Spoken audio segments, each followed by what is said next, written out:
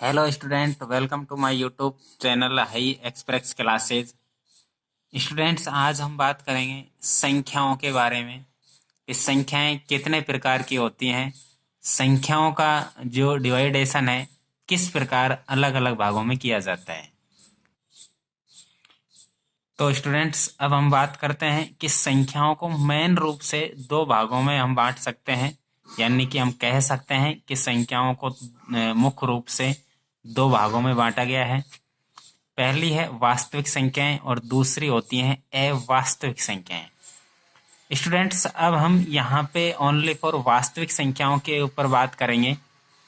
तो अगर हम देखें कि भाई जो वास्तविक संख्याएं हैं, वास्तविक संख्याओं को कितने प्रकार से आगे विभाजित किया गया है। वास्तविक संख्याएं है ना, तो वास्तविक जो संख्या है इनको भी दो भागों में बांटा गया है। पहली हम बोल सकते हैं परिमेय संख्या होती हैं, परिमेय संख्याएं है ना। दूसरा जो प्रकार होता है वास्तविक संख्याओं को, उनको हम कहते हैं अपरिमेय संख्याएं, अपरिमेय संख्याएं।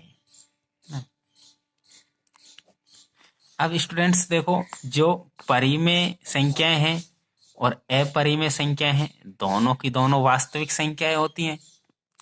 लेकिन अब हम बात करते हैं कि जो परिमेय संख्या है इनको आगे कितने भागों में और विभाजित किया गया है। तो परिमेय संख्याओं के अंतर्गत आती हैं प्राकृत संख्याएं, प्राकृत संख्याएं। दूसरी होती हैं पूर्ण संख्याएं, आगे होती है पूर्णांक संख्याएं।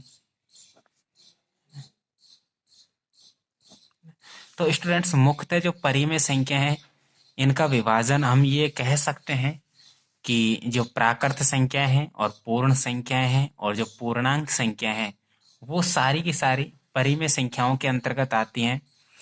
अब अगर हम बात करें इनके प्रतीक के बारे में, तो इनको कुछ इंग्लिश के जो अक्षर के आधार पर दर्शाया जाता है।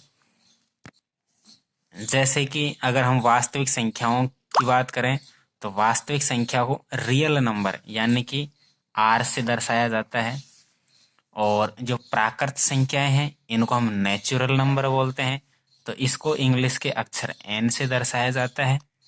पूर्ण संख्याएं हैं इनको हम मुख्यतः डब्लू से दर्शा देते हैं, और जो पूर्णांक जो संख्याएं होती हैं इनको हम आई या जेड से दर्शाते हैं। ठीक है स्टूडेंट्स, अब हम आगे बात करेंगे अगली वीडियो में कि इन जो ये वर्ग हैं जिनमें हमने वास्तविक संख्याओं को दो भागों में तो बांट दिया है, परिमेय संख्याएं और अपरिमेय संख्याएं। अब परिमेय संख्याओं में जो प्राकृत, पूर्ण और पूर्णांक संख्या है इनके अंतर्गत कौन कौन सी संख्याएं रखी जाती हैं, या फिर कौन कौन सी संख्याएं इनके अंतर्गत आती हैं। तो थैंक यू स्टूडेंट्स, मिलते हैं नेक्स्ट वीडियो में। Thank you.